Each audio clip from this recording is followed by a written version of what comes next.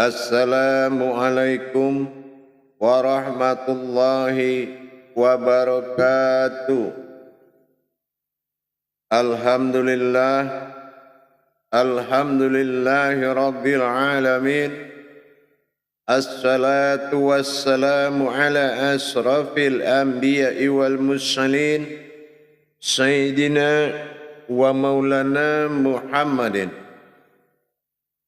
Ashhadu an la ilaha illallahul malikul haqqul mubin wa ashhadu anna Muhammadan abduhu wa rasuluh sadiqul wa'dal amin.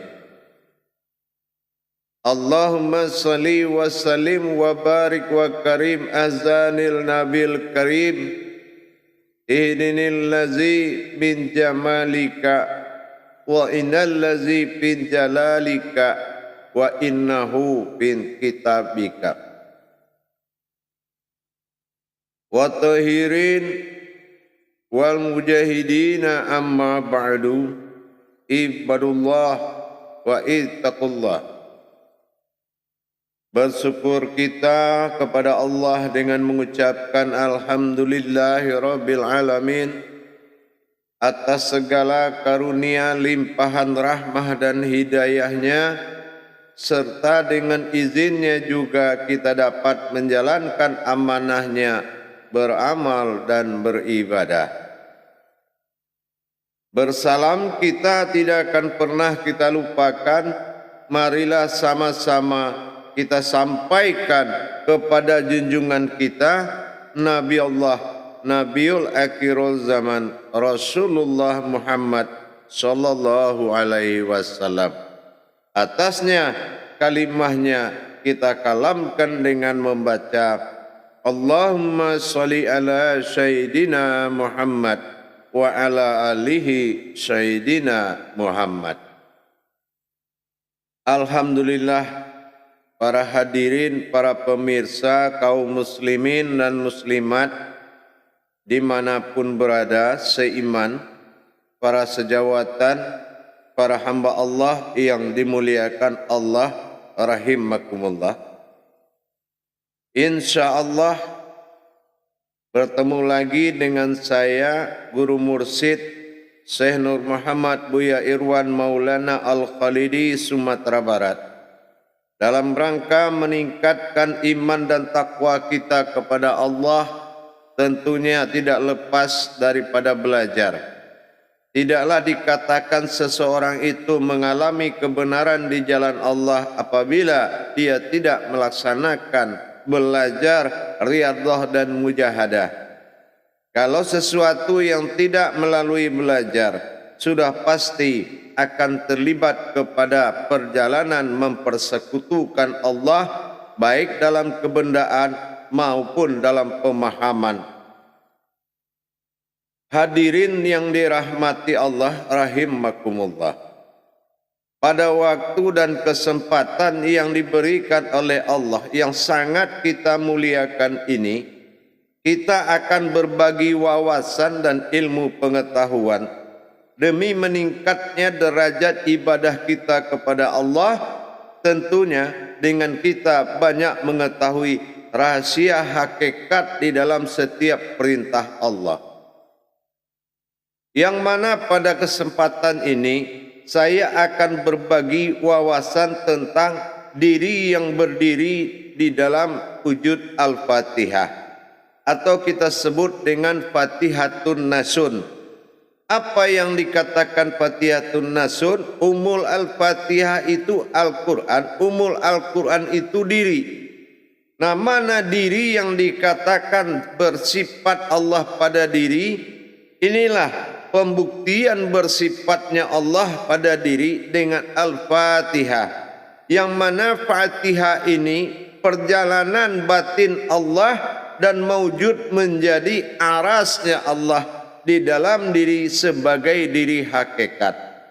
Di dalam Al-Fatihah itu secara hakikat kita mendapatkan sesuatu yang berdiri, dinamakan diri Al-Haqqullah, yang mana diri ini selalu menjadi pengkabul setiap hajat dan ibadah umat. Inilah kodratnya diri al-haqnya Allah dengan sebutan diri yang satu atau diri dinamakan naman haq min Allah. Jadi kita lihat selama kita berdoa, apapunlah yang akan kita sampaikan kepada Allah, baik itu amal syahadah berupa solat, baik sa'adiyah berupa doa atau hajat, semua dikabulkan dengan satu patah kata dinamakan amin. Nah, amin ini akan kita kupas tuntas mana sebetulnya kodrat amin yang dikatakan Allah sebagai diri yang menghadiri, sebagai kodrat diri yang menghadiri dan diakui oleh Allah sebagai diri yang sangat halus.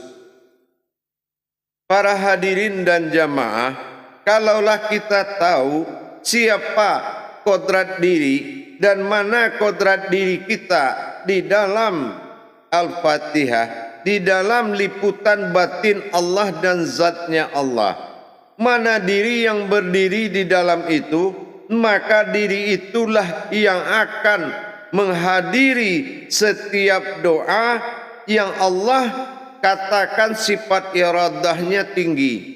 Kalau diri itu yang dihadirkan dalam setiap kekuatan dan ibadah, maka diri itu dinamakan bersifat. Diri itu adalah sifatnya Allah. Jadi kalau berdiri kita dalam kodrat diri bersifat tadi, maka Allah akan mengatakan itu diri yang berkehendak.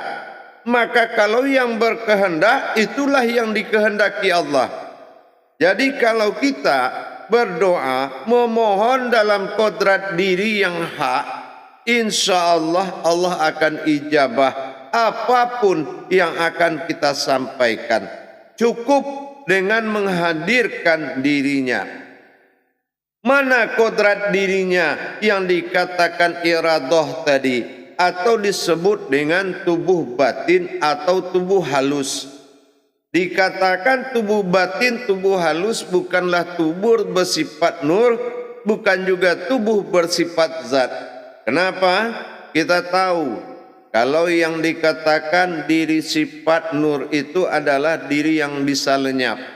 Makanya apabila kita bertahan dengan hakikat diri nur, maka kita akan kafir dalam ketenggelamannya. Apabila kita berdiri dalam diri yang zat, maka zat akan kembali menjadi wujud. Itu sifat Allah yang akan sirna. Jadi mana yang harus kita ikuti adalah diri yang Allah bersifat sebagai diri. Mana yang dikatakan diri bersifat sebagai diri, kita sudah pernah katakan. Allah pertama menyuruh kita man arafa nafsahu wa qad araha rabbahu.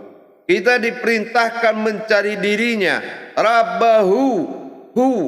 Kalau hu itu keakuan bagi Allah. Maka Allah man arafa nafsahu wa qad araha rabbahu. Nah, mana yang kenalilah diriku?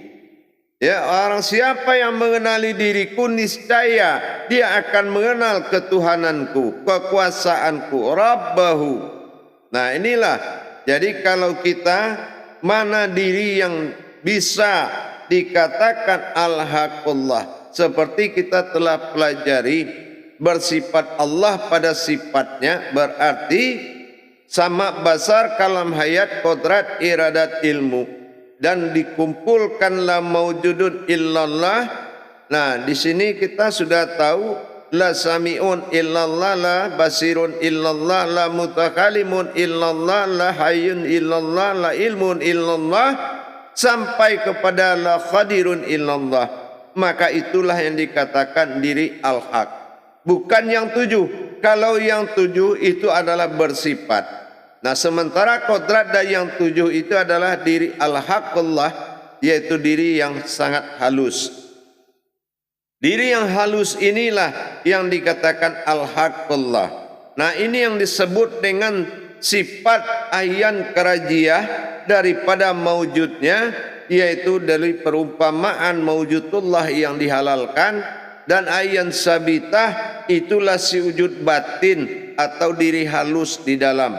Nah, ini dinamakan si wujud yang nyata ini disebutkan sewujud am.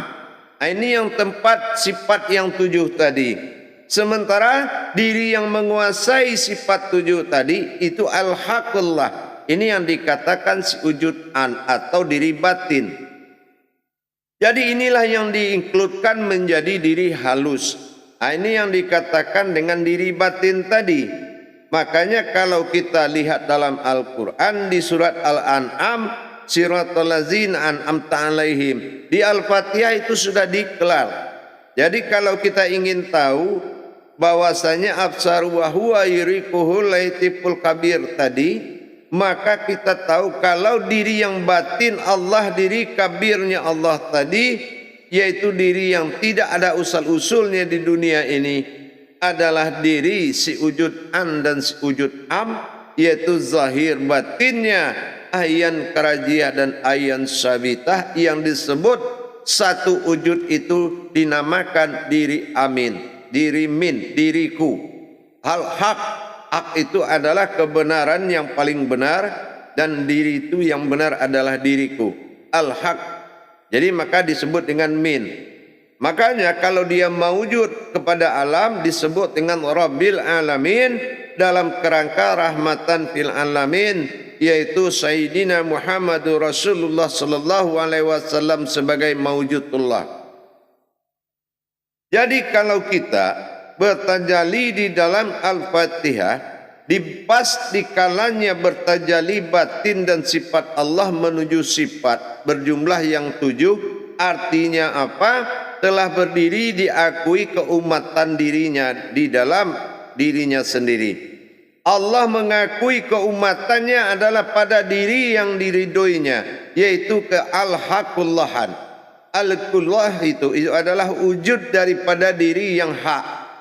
Jadi kalau kita Bismillahirrahmanirrahim sampai kepada permintaan amin, bahwasannya baik kita dalam hajat, amin, mata batin kita harus melihat ke wujud ayan kerajia dan ayan sabitah dalam batin bilah tadi. Nyawa bersifat batin bilah, sementara batiniahnya adalah zat dan sifat atau dikatakan dengan ayan sabitah dan ayan kerajiah tadi. Jadi kalau kita sudah mengetahui permintaan apapun kita kepada Allah pasti diakhiri dengan amin. Kalau sudah amin ini berarti kita memohon keridhaan ke dalam diri dan hati nurani Allah itu. Jadi kehadiran diri yang mengabulkan dinamakan min. Min itu adalah nama diri yang hakikat. Jadi kalau kita sebut min, kita melihat 3 kodrat, berarti yang memohon keridhaan itu adalah diri yang hakikat tadi yang disebut dengan min. Diri hakikat inilah, makanya kalau kita lihat Allah bersifat Rabbil Alamin, Rasulullah bersifat rahmatan fil alamin, Allah bersifat amin, sementara Rasulullah dia adalah bergelar al-amin, jadi alam diriku. Ya, itulah al-amin, alam diriku kata Allah. Jadi cukup jelas dan cukup nyata para jamaah. Ternyata Al-Fatihah itu pembentukan diri Allah yang bersifat, pembentukan keumatan diri Allah yang mewujud menjadi diri yang al-haq. Jadi kalau kita sampai pada ayat siratal ladzina an'amta alaihim, jadi tersiratnya suatu kodrat batin yang zahir, batin yang batin, batiniah zahir, wujud pada batin, kabir wal kabirau. Inilah himpunan seluruh kodrat sifat Allah. Jadi kalau humul Al-Quran itu mana? Humul Al-Quran itu Fatihatun Nasun, yaitu Al-Fatihah yang mewujud ke dalam diri manusia. yang bersifat Allah menjadi sifat umat, itu yang dinamakan Al-Fatihatun Nasun. Inilah alam batinnya Allah, inilah alam Al-Fatihah itu. Jadi kalau kita membaca siratal ladzina an'amta alaihim, nah maka ghairil ma'dubi alaihim, dan katakanlah ke dalam diri ketuhanan itu waladhdallin, mohonlah amin dan ridhoilah, mohon keriduannya. Maka kita harus menatap kodrat diri itu di dalam berdoa kepada Allah. Amin, amin, amin. Jangan sekali-kali mengalihkan perhatian kepada yang didoakan, tapi beralihlah perhatian kepada yang berdoa. Yaitu apa? Kodrat diri al-haqqu minallah. Sesungguhnya diri al-haq itu adalah menyatakan diriku semata, yang disebut dengan zatnya Allah atau dikatakan kalam Allah. Jadi kalau kita bermarifat kepada diri al-haqqu minallah tadi, maka kita sudah memohon kepada Allah untuk mengabulkan doa kita. Apapun yang kita minta, sandaran pandangan doa untuk mengkabulkan adalah na'an'amta alaihim.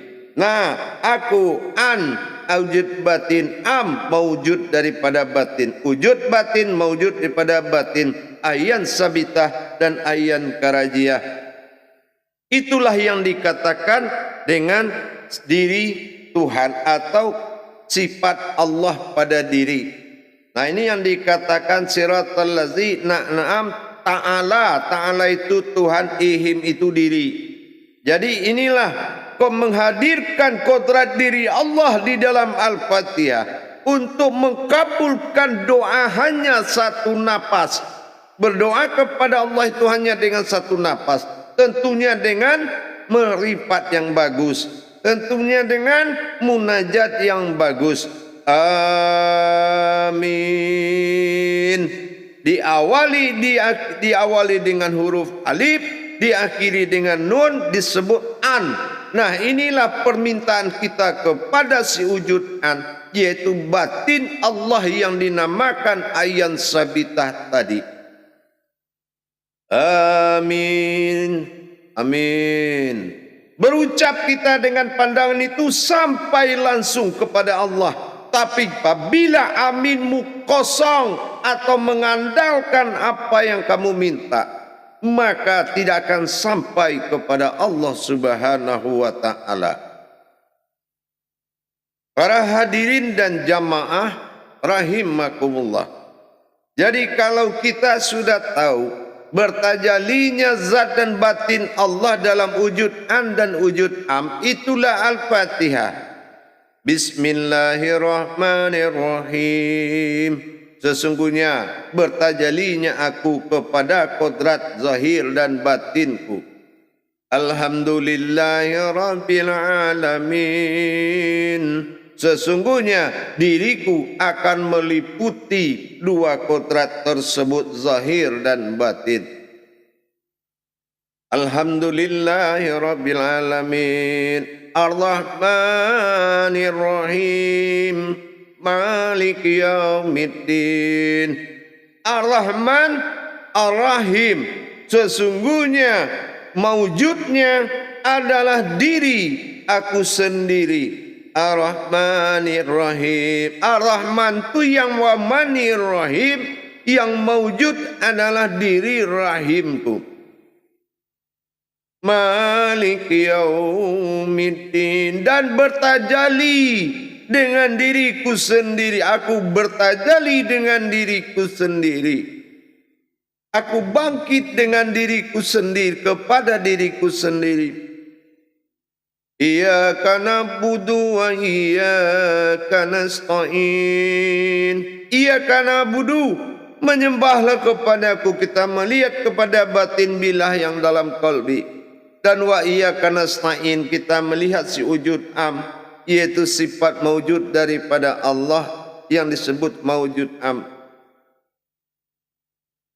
Ihdinas siratal mustaqim. Diri rahasia din di dalam Islam nas manusia, dan itulah yang lurus, itulah alif tersirat. Jadi alif tersirat itu adalah diri halus manusia, diri halusnya umat. Dinas siratal mustaqim, siratal ladzina an'amta alaihim. Mana diri itu? Diri itu an'amta alaihim. Si wujud kabir bernama an pada atas, in di depan, un di bawah. Si wujud an turun kembali menwujud menjadi sewujud am. Ghairil maghdubi, si wujud am ta'alaihim, ghairil ta'alaihim. Ingat, itulah diri Tuhan, itulah kepemilikan Allah. Ghairil maghdubi alaihim, dan sesungguhnya memohonlah dengan diri itu kepada Tuhanmu. Ghairil maghdubi alaihim waladdallin, dan ucapkanlah amin.